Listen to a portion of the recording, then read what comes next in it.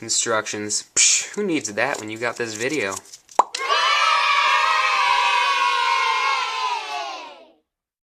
Basically what you get with the kit is a little cloth, installation squeegee, and a nice spray bottle.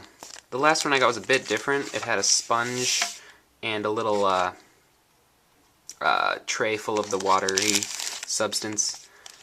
But you know, you always get the envelope with all that's in there is the magical screen protector. It's really not that magical. I kind of wish it was. Alright, so I'm back. Got my pair of scissors. Let's open this bad boy up. And let's just take this out of the wrapping real quick.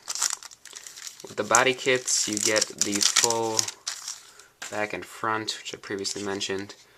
And yeah, it's pretty easy to distinguish. They're just, you know, cutouts. InvisibleShield does such a nice job branding. Anyways, kind of smells good too. I don't know if I'm the only one that thinks it smells good, but what do you guys think? Does it smell good? I don't know. Anyways, all we need is this front one here to put on my HTC Incredible. And yeah, so let's just peel it out of its thing. I know on the iPod Touches you can stick this little centerpiece onto your thing, but on the HTC Incredible you can't because it's an optical trackpad and it screws it up. So there we have the cover. We're just going to set that aside, not peel it off yet. My phone, brand new, is CyanogenMod 6, needs to be charged, but I guess something failed. Anyways, yeah, so basically what you want to do is you just want to power it off. They say to keep it powered off, you know, for 24 hours, you know, to let all the water, but I just power it off until I'm done with the installation.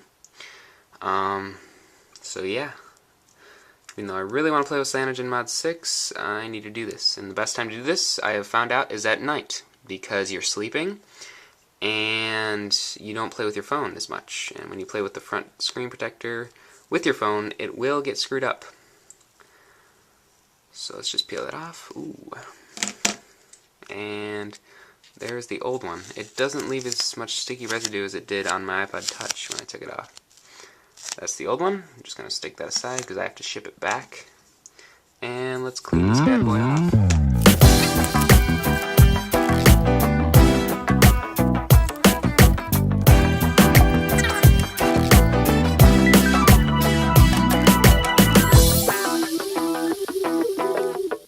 Alright, so it's nice and clean. I don't know if you can see those scratches, but that's from when I dropped my Dread Incredible originally.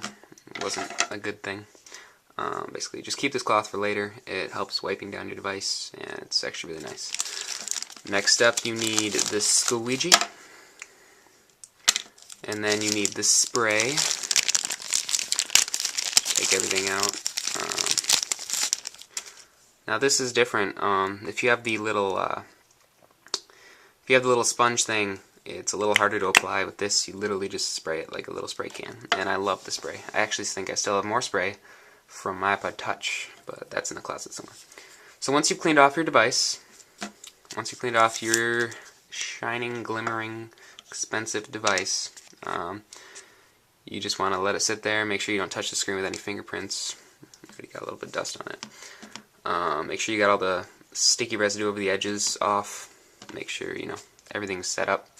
And then you want to make sure, you know, fits your device right, there's no defects in the cutting. And then you want to just spray right on the front this solution that they keep so secretive. I think pretty sure it's just water. But you just spray it on there, and then you open up the InvisibleShield cover. Usually you don't do this behind a trackpad or behind a tripod, so it's easier to figure it out. But yeah, there we go. Try not to touch the back of it to get fingerprints on it. It's not like your standard screen protector, so they'll usually come out. You just want to flip to the back, spray a little bit of stuff on there. The spray bottle does make a mess, I will say that. You want to get nice and wet so you can slide it around on the device.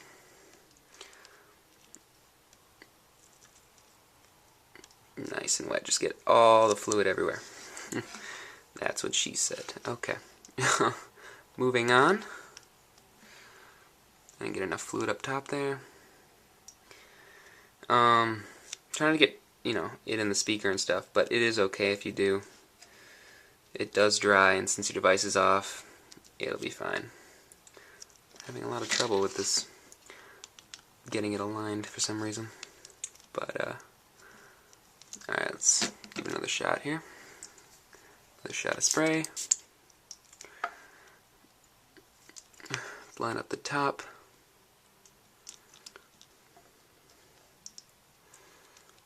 And then let's line up the optical trackball at the bottom. You guys can't see that, I'm sorry.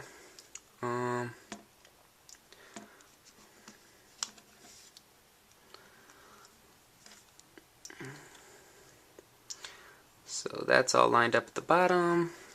Appears to be lined up at the top. Not quite. You can just play with it with your fingers until you get it all situated. You can basically do the squeegeeing with your fingers at first, I guess. And then what you want to do is you want to spray a little liquid on there. And then you want to squeegee it to the sides from the middle. So you want to go up, sideways, down, down, sideways. So basically that's really all the squeegee you need to do for it to really stay in place. But you definitely want to make sure you got all the bubbles out, because bubbles are not friendly on a screen protector. That's why I got a new one. Mine showed up after 3 months, which was really weird actually. So you just want to basically polish all the bubbles out. If you feel it's getting hard to squeegee, you know, just spray a little more liquid on there. Shield spray. Do not spray in eyes, do not swallow, and do not inhale. It really doesn't smell, I don't get why that matters. But basically you just want to, you know, squeegee it all nice and good. Make sure you don't have bubbles anywhere. If you do, you're going to be upset. And you want to make sure you got it perfect before you go to bed that night, because after the night, it'll set. And, you know, you just want to make sure you get it perfect the first time, and it's not going to be a mess. So, yeah, it looks pretty good. That's pretty much it. If you guys want to, you can just keep doing it till you see if there's no bubbles. There will be micro bubbles. Yeah, you'll see, because you just can't get everything. But that should be it. I mean, quick tip here is if you want to check it out real quick while it's drying, you can see if bubbles are starting to form, and you can put some spray on top and squeegee it out. Unless it's big, don't worry about it. But if you can see there, all that, you know, see all that, those are all micro bubbles, and they will disappear in about 2 to 4 hours, as long as you're not constantly touching the display. So yeah, I call this a successful install. You just let it dry everything off. You probably wait maybe 10-15 minutes to turn your device back on. You know, just in case you got a little bit of water somewhere. But yeah, there is the how to put InvisibleShield on your Droid Incredible. Pretty much the same for every device. So I hope you guys enjoyed this, and I'll see you in the next video.